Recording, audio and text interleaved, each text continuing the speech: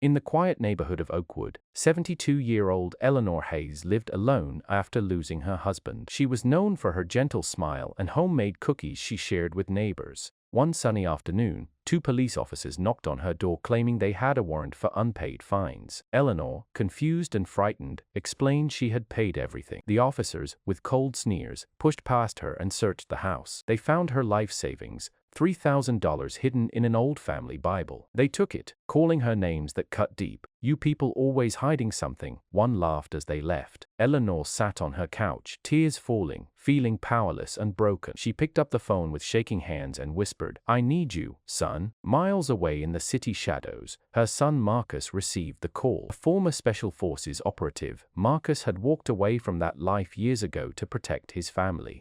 Pain in his mother's voice woke something dark inside him. He drove through the night, arriving at her home by morning. Eleanor hugged him tightly, showing the empty hiding spot. Marcus listened without a word, his face calm but his eyes burning with quiet fury. He promised her everything would be made right. That same day, he began watching the officers from a distance, learning their routines, their names, Officer Daniels and Officer Reed. They bragged at the station about easy money from that old lady. Marcus moved like a ghost. He gathered evidence, dashcam footage, bank records, and witness statements from other victims who feared speaking out. The 2 officers had been targeting elderly residents in minority neighborhoods for years, pocketing cash and destroying lives. Marcus felt the weight of every tear his mother had cried. He visited Eleanor daily, helping her in the garden, reminding her of happier times. He told him stories of his father, a man of honor. Those talks strengthened Marcus's resolve. He knew direct confrontation would bring trouble, so he planned carefully, determined to expose them without becoming the monster they expected. The officers noticed strange things happening.